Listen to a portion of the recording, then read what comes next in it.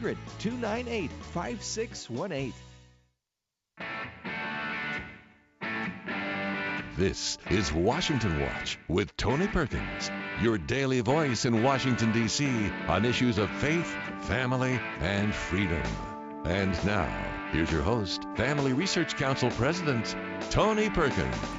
Well, hello everyone, and welcome to a special edition of Washington Watch. More and more information is coming to light about the various government scandals and cover-ups here in Washington, D.C., but scandal and wrongdoing are not limited to Washington. By now, most Americans are familiar with the gruesome details of Dr. Kermit Gosnell's abortion clinic in Philadelphia. Called by prosecutors a house of horrors, Gosnell regularly killed babies born alive from botched abortions and then even cut some of their feet off and kept them in little jars as if they were trophies. The question we must address is this: is the Gosnell case an aberration, or does it represent something much wider spread and even typical of the abortion industry in our country today? In this special edition of Washington Watch, we're going to be talking about scandalous and illegal conduct that is happening right now across America in abortion clinics.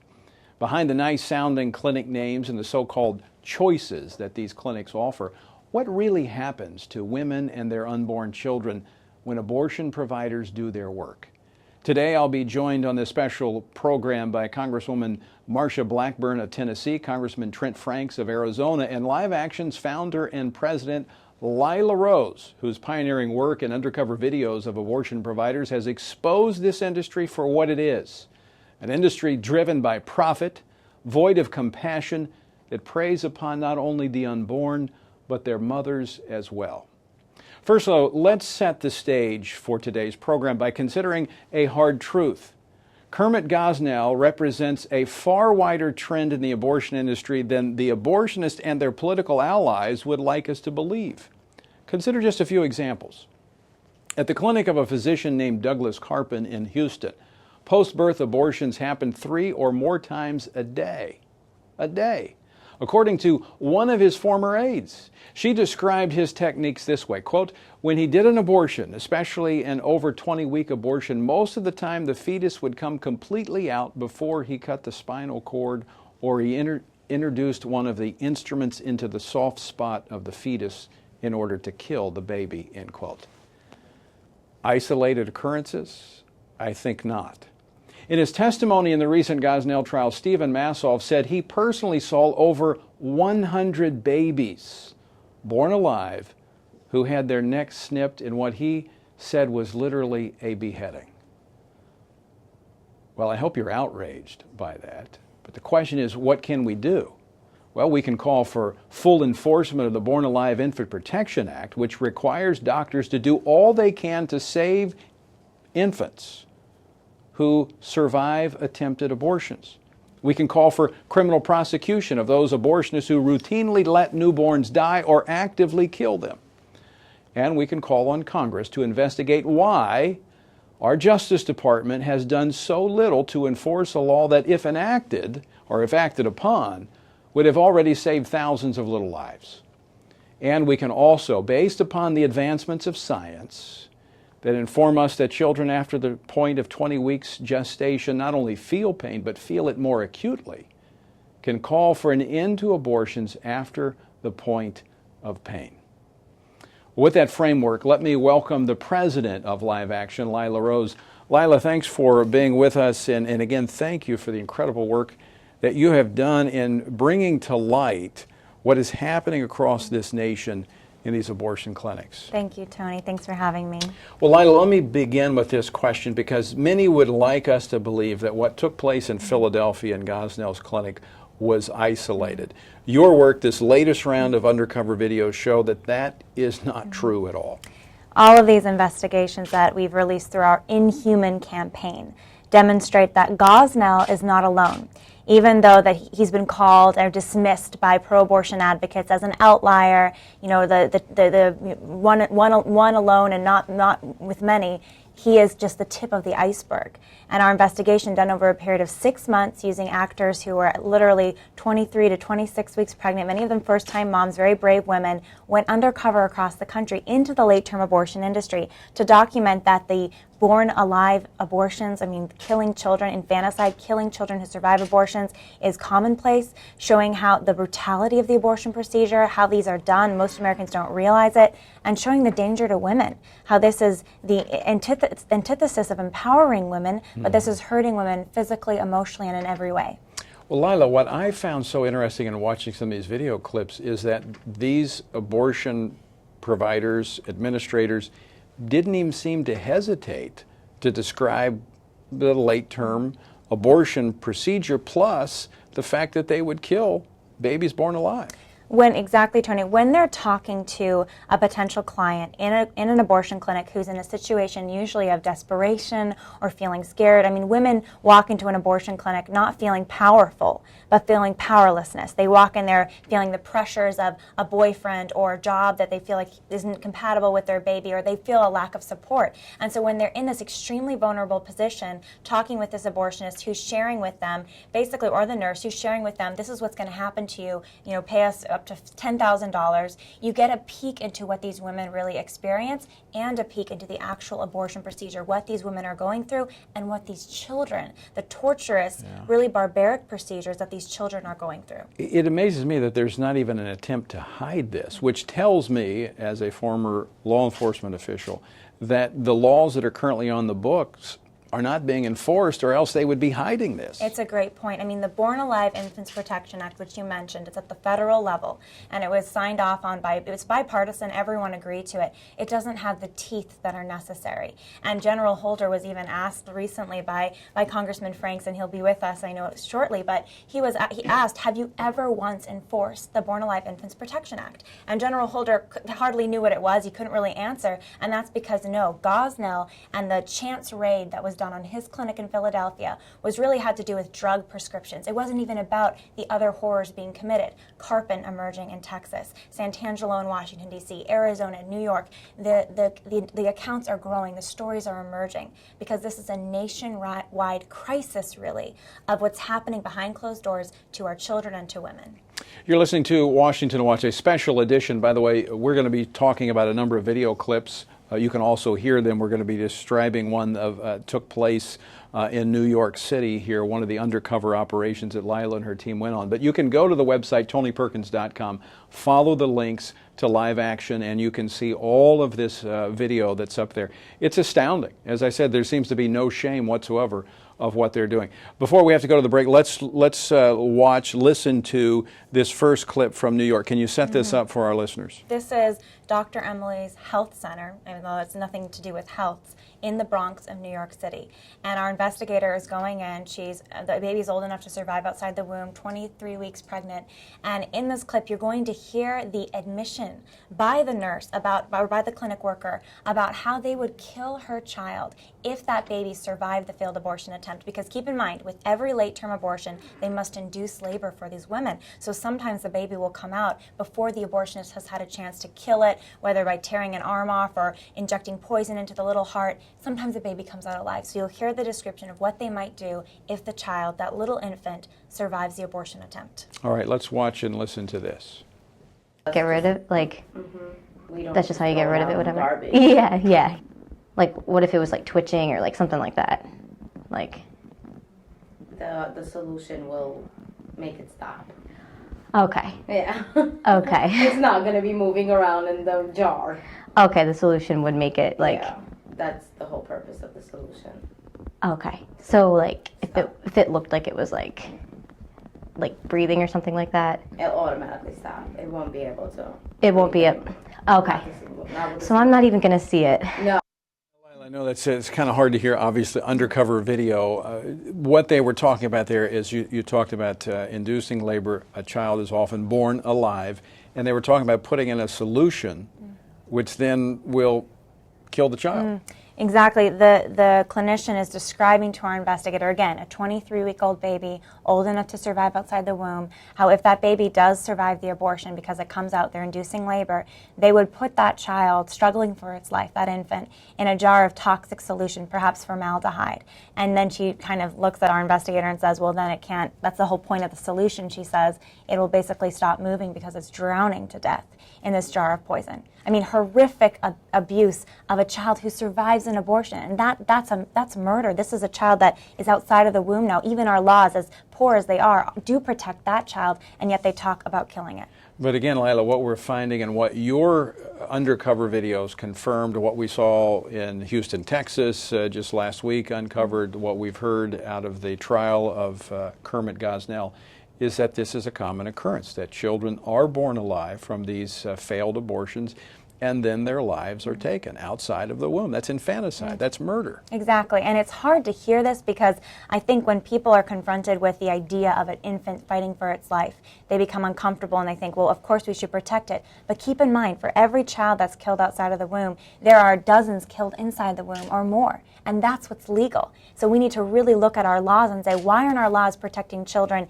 inside the womb when we claim to protect them outside the womb, but that same child can be killed brutally, legally inside the womb? You're listening to Washington Watch, a special edition of Washington Watch. I'm joined right now by Lila Rose. We'll be joined momentarily by Congresswoman Marsha Blackburn, later by Congressman Trent Franks of Arizona. We're talking about the work that Live Action has done, uncovering in the industry, the late-term abortion industry, how often the lives of children are terminated outside the womb, which is clearly in violation of current law. Not only many state laws, but clearly in violation of federal law.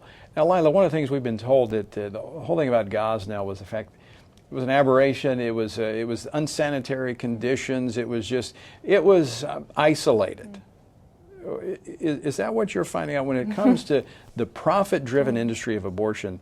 They really don't care about the conditions that these women go into. It's exactly right. And it's been claimed, of course, Gosnell is isolated, but it's clear. We're looking from Houston. Douglas Carpin twisting off the necks of born-alive infants. We're looking at Santangelo in Washington, D.C., letting babies surviving his abortion attempts, just leaving them to die. In New York City, drowning them in jars of toxic solution. And this is just because of the reports of pro-lifers. And in Gosnell's case, a chance FBI raid. But there's a whole slew of clinics out there, of abortion centers, of abortionists who are committing these atrocities every day, and people just don't know. This is a nationwide scandal that is growing, that needs to be reported on, people need to be aware of, so we can put a stop to it because lives are at risk. Is the abortion industry buying protection from their contributions to the political establishment? It's a great question, Tony. I mean, you look at Planned Parenthood, Federation of America, and their powerful lobbying center on Capitol Hill. They're getting over... Who spoke at their recent fundraising event? Wasn't that President Obama? Yeah, it's an atrocity in and of itself that the president of our country is honoring the first sitting president to address the leading abortion chain in our nation, who is ultimately covering for people like Gosnell and Carpin through their advocacy, through their fight against every abortion regulation in the book. And he's going there to say to Planned Parenthood that God bless them. God bless them and their fight against every protection for the child in the womb and for the woman walking into these clinics. Wow. That's a sort of support, the political entrenchment in the abortion industry that we have in our country right now. You're listening to a special edition of Washington Watch. When we come back, there are some in Congress that's calling the Gosnell verdict a wake-up call. Congresswoman Marsha Blackburn will join Lila and I as we continue this discussion. For more, if you want to see these video clips yourself, go to the website tonyperkins.com and follow the links to Live Action. Don't go away. We're going to be back with more Washington Watch right after these messages.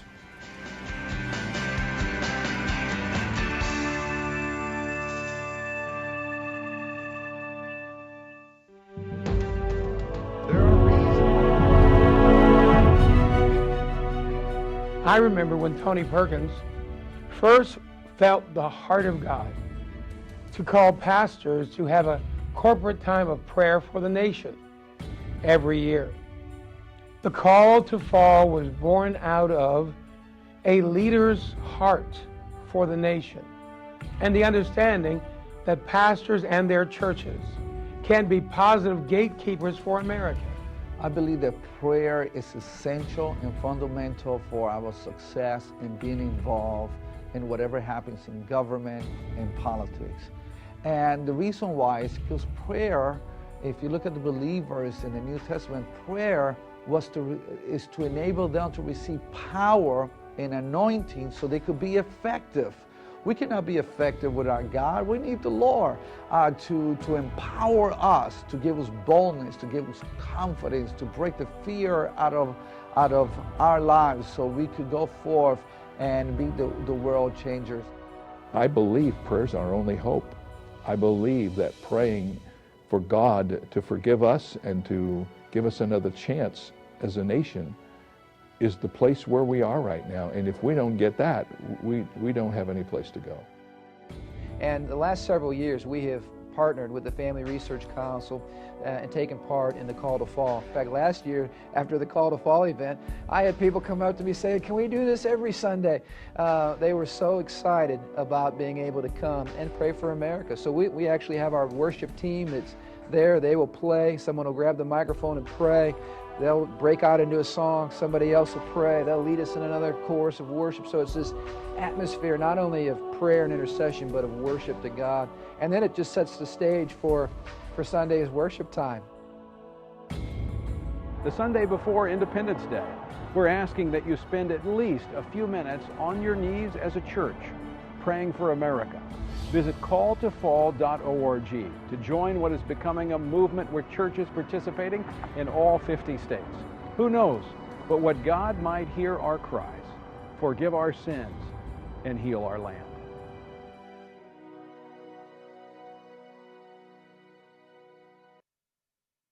In response to this case, a lot of states have enacted regulations, and we've seen a lot of clinic closures due to unsanitary conditions. So it's indicative of a widespread problem. We'd also like to see a pain-capable ban on late-term abortions because we know that children at 20 weeks gestation can feel pain, and these procedures are often very gruesome. And so we're pressing Congress to enact pain-capable bans. AFR.net.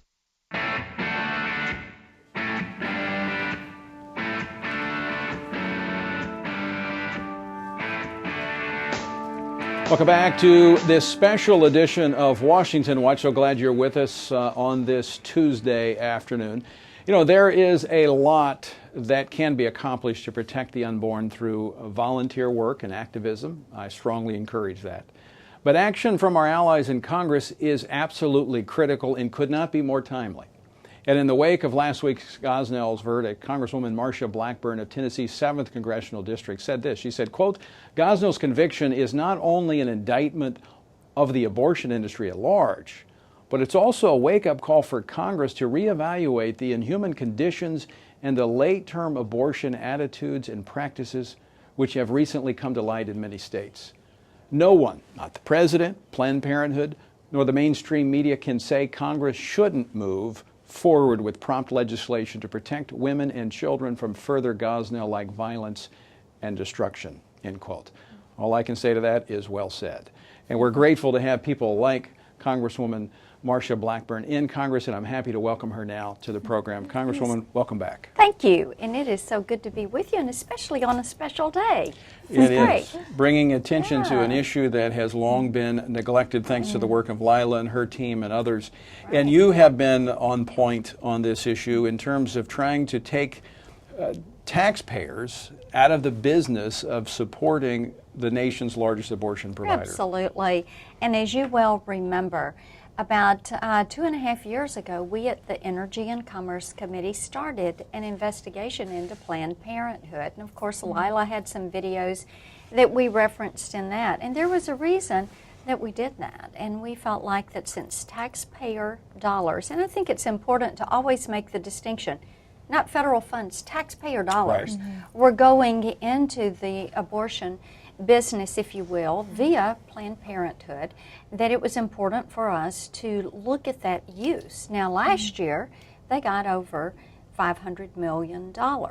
So this is something we've been building a body of evidence, if you will, into the federal record as to how they were using that money. And of course, I have H.R. 61, which would prohibit those taxpayer dollars from going into abortion, basically defunding Planned Parenthood, if you will, from those practices. We felt like that was important, and especially important after we learned that Planned Parenthood had given a directive to their local affiliates to do abortions, to carry out abortions. And then more people began to pay attention to the legislation and the work that we've been doing now for this period of time at Energy and Commerce Committee once Gosnell came to light. And then Planned Parenthood, who knew about this, started to say, well, this is an outlier, and then what do you know? There is a body of evidence building that it is not an outlier. Congressman, what has the response been like in the House to your bill to defund Planned Parenthood? What are the challenges that you're facing right now? Well, one of the things that you always face is there are those who want to keep federal funding. And President Reagan said it well. There's no such thing as eternal life on earth except with a federal government program. And, it's just so hard to pull that away. But what we have seen is an awareness from people via what has happened with Gosnell, with the 15 states over the last 3 years that have started to conduct investigations, the 80 violations that were recently found in Virginia, the Carpin situation in Texas. People are saying, wait a minute, money is tight at the federal level. This is not the best use of it. So I think that it is an opportunity for us to move forward and to pass H.R. 61. Now you kind of, you called the media out for their inattention they to... need a lot of that. Plus 71 of my colleagues joined me. So and eventually they came around, but still not to the degree that they would on many other issues. Still, the vast majority of Americans did not know about Kermit Gosnell, even though there was a 6-week trial that took place there. Why do you think it is? We've asked them, and of course 71 of my colleagues did join me in writing the letter to ask why the major media outlets were avoiding this topic. And we're waiting for their response. I have to guess or to make the presumption that either they're avoiding that trial and did not cover it because it affected poor women in minority neighborhoods, or either their predisposition was to protect abortion and the abortion industry. And it's got to be one or the other, because their absence and their silence on the issue is noted in the lack of attention that was given. When you're giving more attention to a trial, the Jodi Arias trial, when you're covering snow cone kings in New Jersey, you have to wonder why there was a decision not to cover the Gosnell trial and the verdict. You're talking about over 250 counts. You're talking about multiple murder convictions, infanticide, racketeering. This was a really big, substantial case. With Planned Parenthood receiving over $500 million of taxpayers' money, and taxpayers, not federal funds, this is our money, this is the people's money. But what is I know they've tried to stay out of this whole discussion about Gosnell because it just makes them and abortion look terrible, as it should. What is the history there? I know that Planned Parenthood has been involved in lobbying against the Born Alive Infants Protection Act. Share some of that. One of the things that, and I think everyone by now is aware of the Planned Parenthood lobbyist in Florida who came out with the statement of they wouldn't protect a baby that had survived abortion and the concern that was caused there. So you know that that process is in place and what their inclination is. I think what has begun to happen is going past that beginning, having the states look at how they're overseeing and regulating and what is transpiring in these clinics. And so at the Energy and Commerce Committee, following on with the investigation that we've been doing, we've sent a letter to the states and asking them, what's your process for reviewing these clinics? How are you holding the State Department of Health? What are you doing to hold these clinics responsible? We have a June 1 deadline.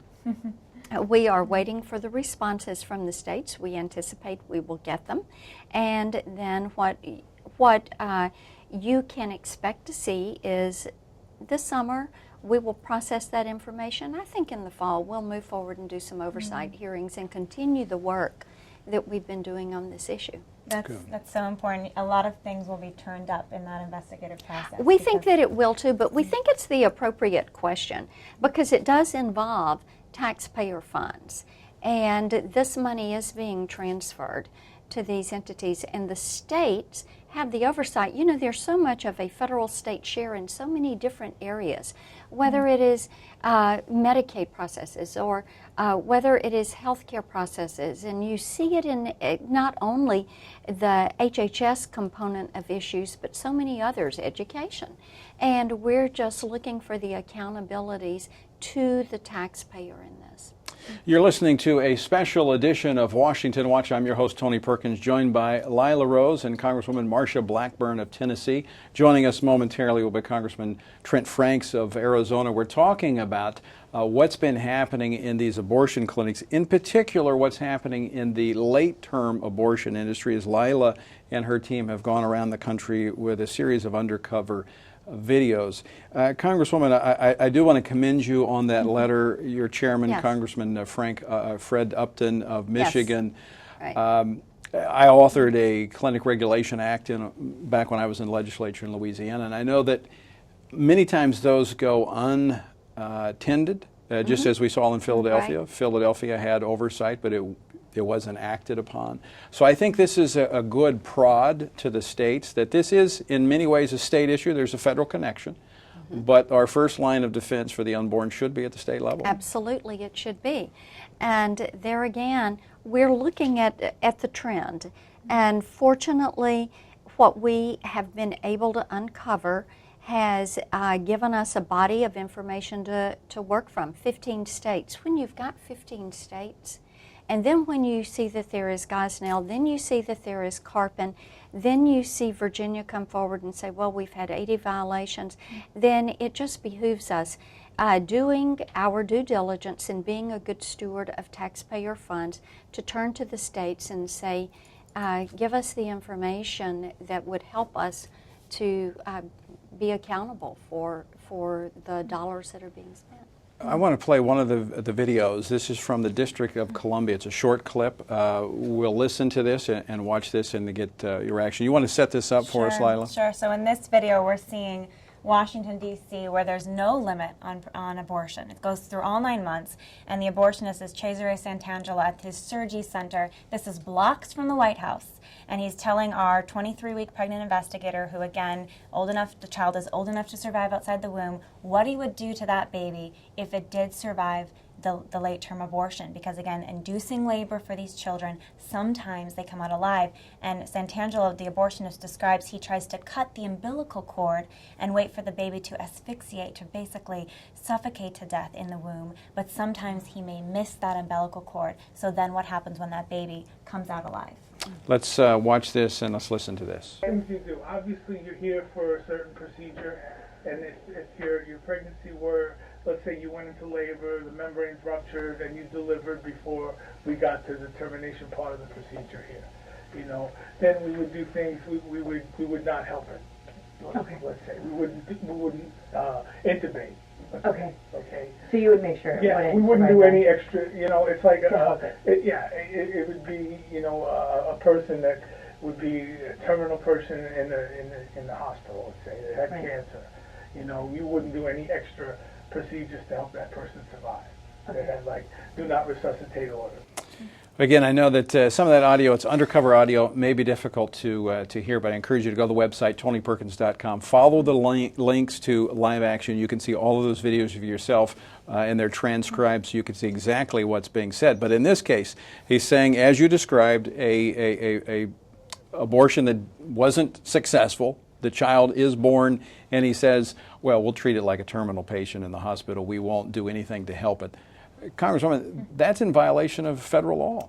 Yes, and you know, any of us who have had little babies that are a part of our family and they have been in the NICU unit and you have watched those little ones grow and become so strong, it's just heartbreaking to hear that. It is amazing how, I hadn't thought about it in those terms, but as I've been to the hospital 5 times with our 5 children, and you go through the nursery and then you go into the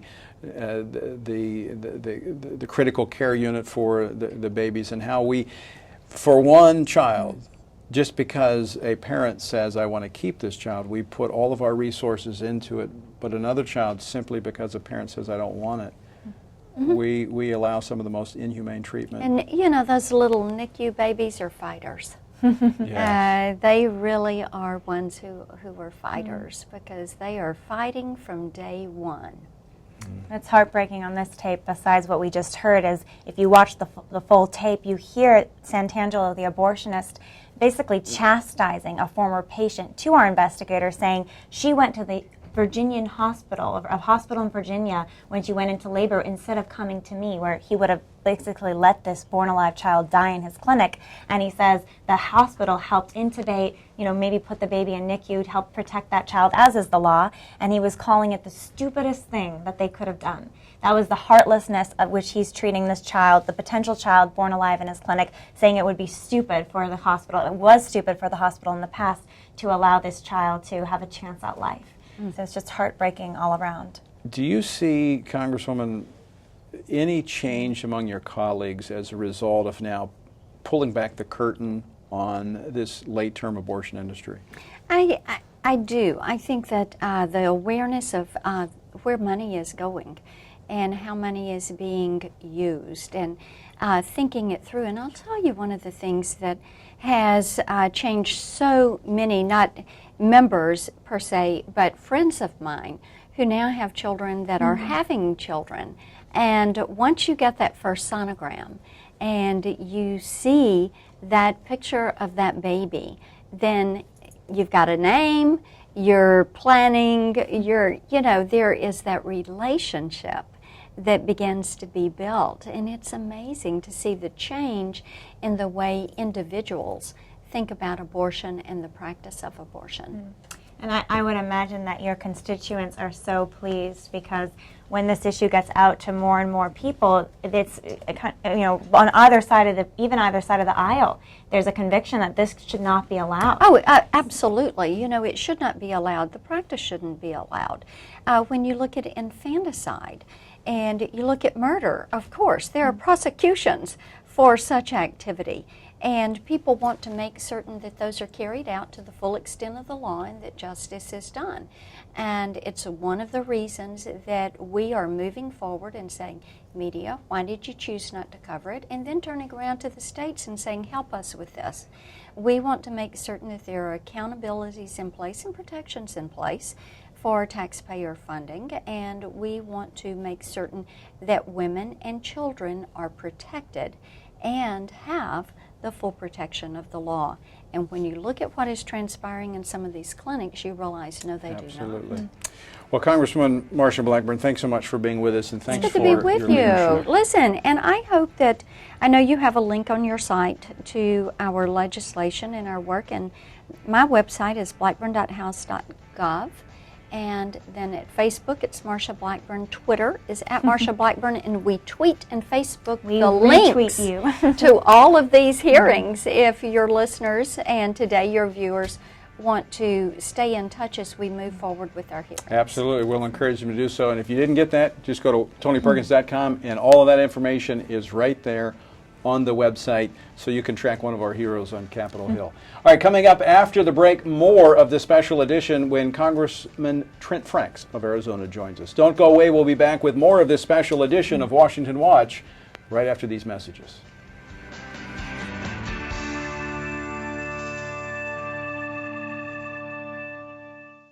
Should Christians get involved in politics or focus on evangelism? One of the unique things about our family, unique, is that a good word? That's a great word. Is that we have 10 children. The Lord has blessed us with a quiver full My name is Jonathan. Anna. Sam. Josh. Sarah. Daniel. James. Caleb. Deborah. I'm Ben. And so far, 5 of the 7 boys are in Boy Scouts. That's how much and how highly we think of the organization. The proposal that the National Board just announced this past week to vote on whether to open it up to openly homosexual youth, but not adult Scouters. It seems a little schizophrenic. It's messing up the very sense of what their oath to be physically strong, mentally awake, and morally straight means. On the physically strong, that one's easy. You've got to walk so many miles to achieve the hiking merit badge. Mentally awake, you've got to know the right steps to do first aid to take care of a sprained ankle. All those are common, normal standards. And suddenly we want to say morally straight. Well, maybe there's not a standard after all. Maybe you can just come up with whatever's right for you. As a member of the military, I take very seriously my oath to defend the Constitution of the United States. Well, I think Boy Scouts should take very seriously the oath to be physically strong, mentally awake, and morally straight. We joined Boy Scouts because we like the leadership model, we like what they teach, we like how they're influencing our boys. And I think if you introduce this whole homosexual idea, it becomes the focus. It becomes the fear. It becomes the awkward situation. And it takes away from what the boys are there for. Any boy is already welcome at Scouts. But when you've suddenly identified your sexuality as a key component of your identity, what you've said is, this is the most important thing of who I am. This is who I want you to know me as. Why in the world would we emphasize that? Boy Scouts is a private organization. Supreme Court said we could do what we wanted to do, so I'm hard-pressed to understand why the National Board feels it's important to make this kind of change. When we begin to say, oh, well, you know, it would only be fair. It's not fair because we have one openly homosexual. Well, where do we tent him? Who has to sleep in his tent? And how do we handle his need? Suddenly it's becoming unfair to all the other boys to have to change. As a parent, I'm not going to deal with that. I'm not going to put my boys in that situation to have to deal with those decisions.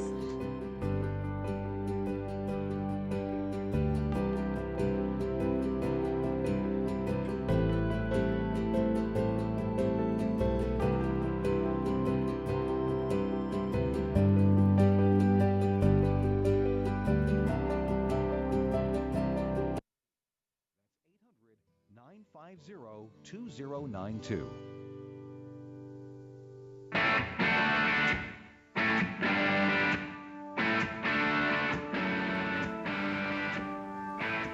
Welcome back to this special edition of Washington Watch, your source for what's really happening here in the nation's capital. Thanks so much for being with us on this Tuesday afternoon. And I want to encourage you again, go to the website, TonyPerkins.com, and follow the links to all of our guests today. Congresswoman Marsha Blackburn has her information on her website just so you can track what she's doing as it pertains to Planned Parenthood. And of course, Lila Rose, my co-host for today. You can track what Live Action is doing, and you can watch all of the videos from their latest undercover operation in the late-term abortion industry. Shocking, but it totally refutes this notion that what happened in Philadelphia was isolated. Well, Congressman Trent Franks of Arizona's 8th Congressional District is another one of the leading advocates for the unborn here in Washington, D.C. The congressman recently reintroduced the D.C. Pain-Capable Unborn Protection Act, which would outlaw abortions in the District of Columbia after 20 weeks, which is the point in which pregnancies that which is the point in a pregnancy that studies have indicated babies have developed the ability to feel pain. In fact, has shown that they feel pain more acutely than even full-term born babies. Well, last week, Congressman Trent Franks announced that he is amending the bill to apply nationwide in a bid to prevent more cases like that of Kermit Gosnell. As chair of the House Judiciary Subcommittee on the Constitution and Civil Justice, he will hold a hearing on the legislation this Thursday. And he joins us now to discuss this important piece of legislation. Congressman, welcome back to Washington Watch. Well, thank you for having me on. You already know how I feel about FRC and all the good work that you do. I think you guys are sort of the gold standard of everything so many of us would like to see come about in America. Well, thank you, Trent. I appreciate that. And I know Lila is grateful for your leadership. We're grateful for hers. I mean, she's the one that makes these things possible for the rest of us to do. Well, let's talk about that, because this latest round of not only undercover videos, but combined with revelations that came forth in the Gosnell trial, is this a moment in time in which America can maybe get back on the right track as it pertains to human life? Well, Tony, I hope so. You know, throughout history, when there have been victims that people didn't recognize, and I don't have to name the litany, they're pretty significant, it seemed like two things were important to change people's minds. We had to somehow demonstrate the humanity, or show the humanity of the victim and the inhumanity of what is being done to them. And when that happened, hearts and minds began to change. And I think that America is ripe for that change. I believe that. And I believe that if they get a true glimpse into abortion on demand in America, that they will not support it. It will not be sustained in the hearts and minds of Americans.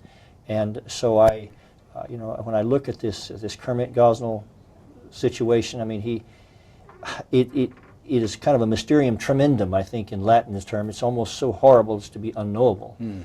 But he demonstrated the reality of abortion on demand in this country, and probably one of the greatest takeaways, I hope, is really just a little bit of a takeoff from what you just said, and that is that this is not a big unique thing. If Kermit Gosnell had aborted the children that he was convicted of murder for killing, if he had aborted them a few minutes later at each time when they hadn't passed through the birth canal yet, in many states what he did would be perfectly legal.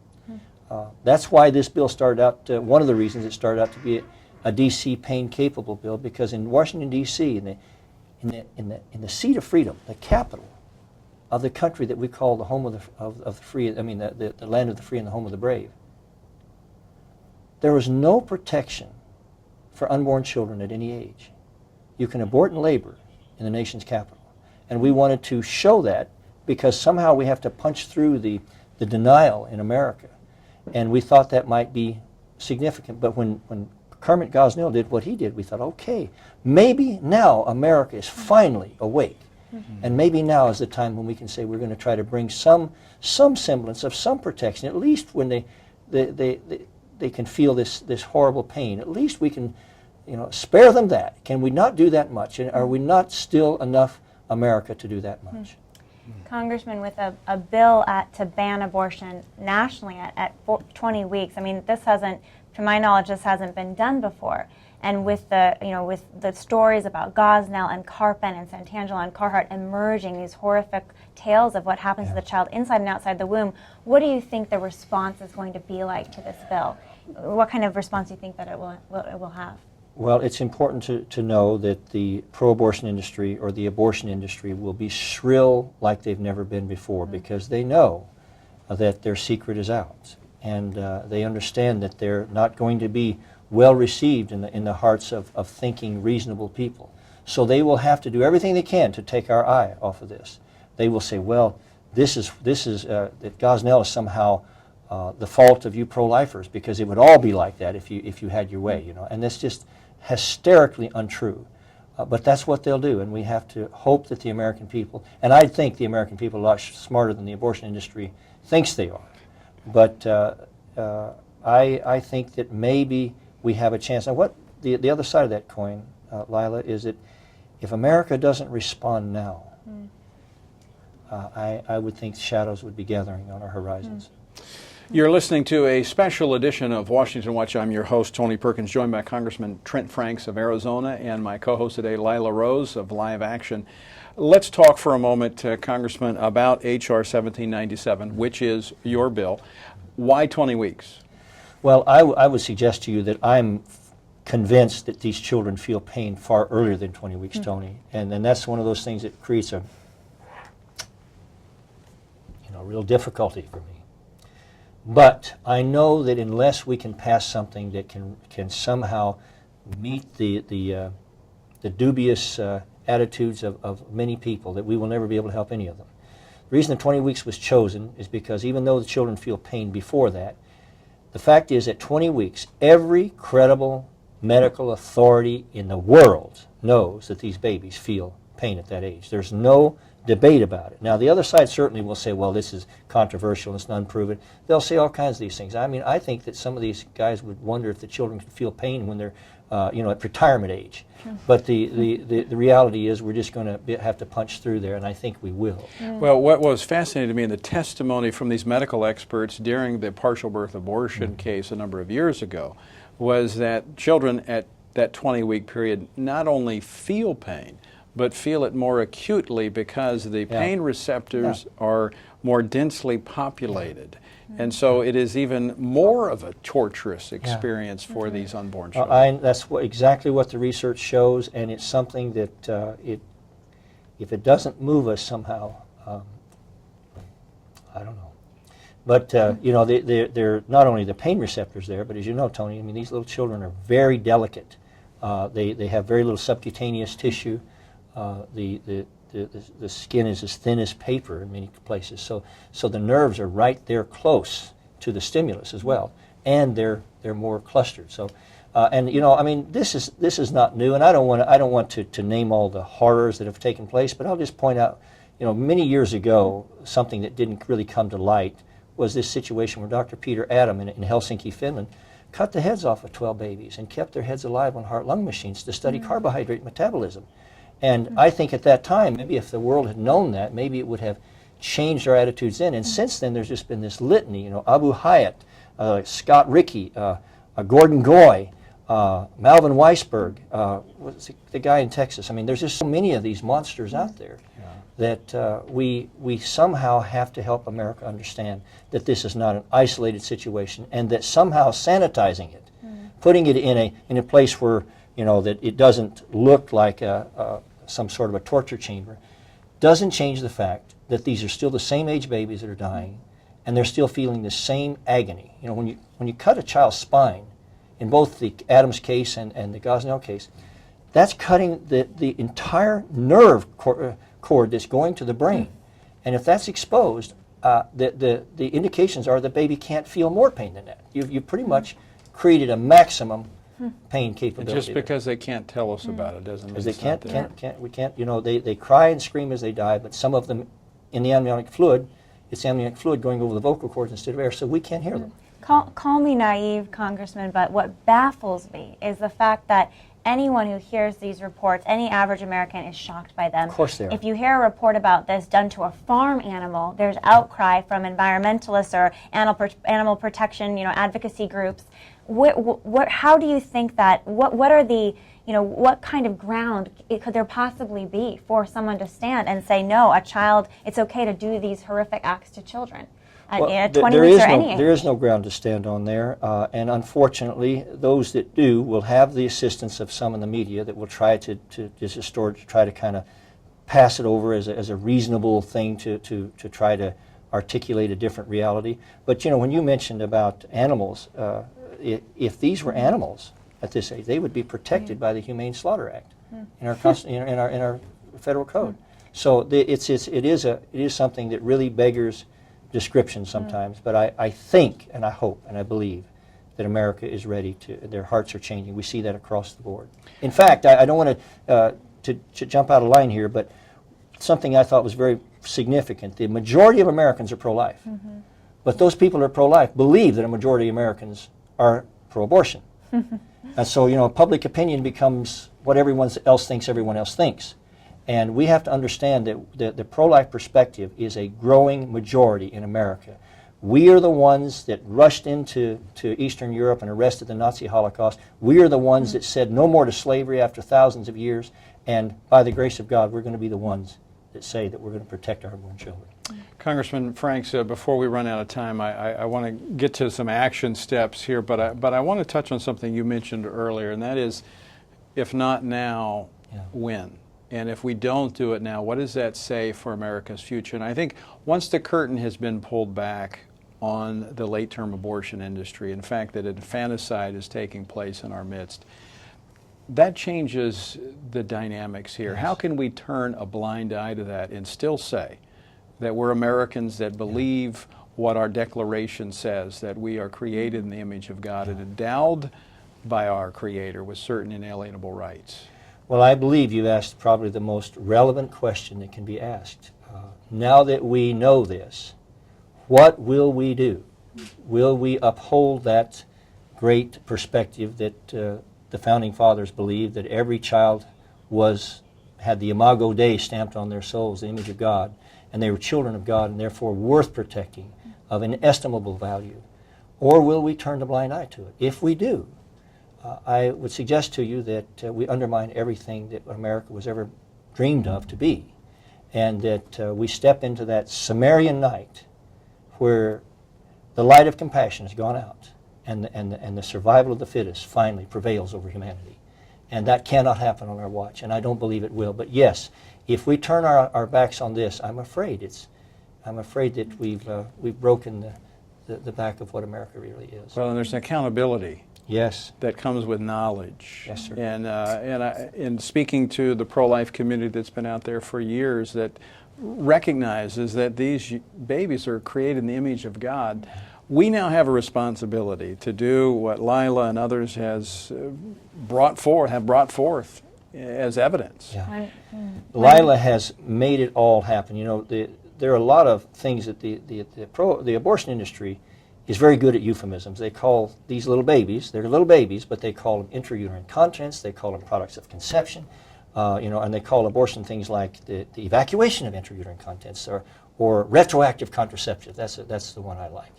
And they try to do everything else to use euphemisms to hide from the truth, because they know that once the people see and are introduced to this little baby, that some hearts and minds will change. And there's probably very few people in America that have affected that reality more than Lila Rose. When we force the discussion, Yep. we can win it, and we can win and change people's hearts and minds, because they see the reality of what abortion actually is, what it does to a child, how it hurts a woman. Yeah.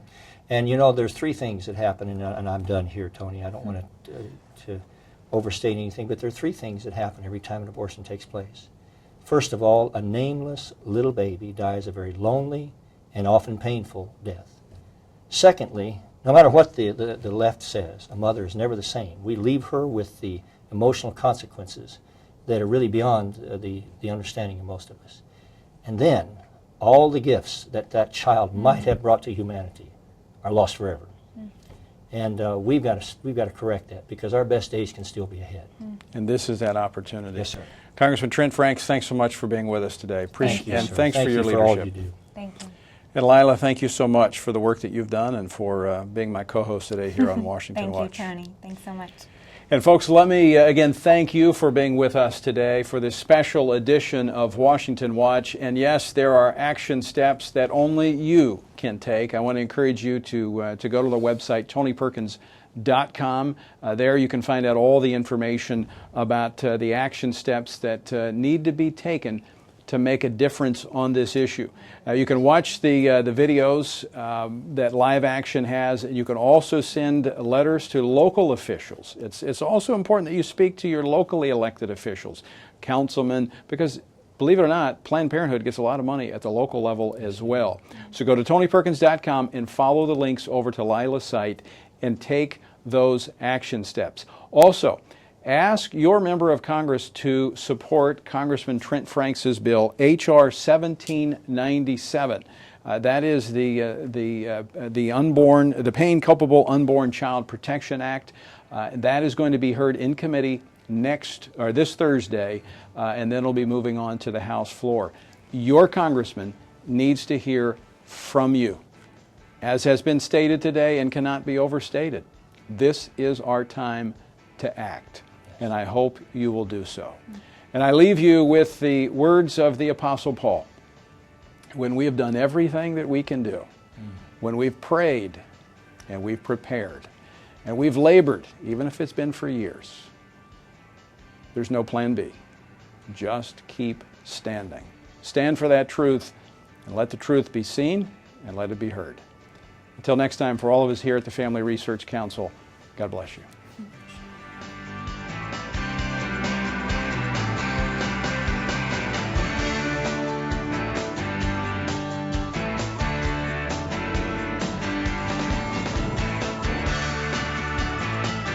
Washington Watch with Tony Perkins is a production of Family Research Council in Washington, D.C.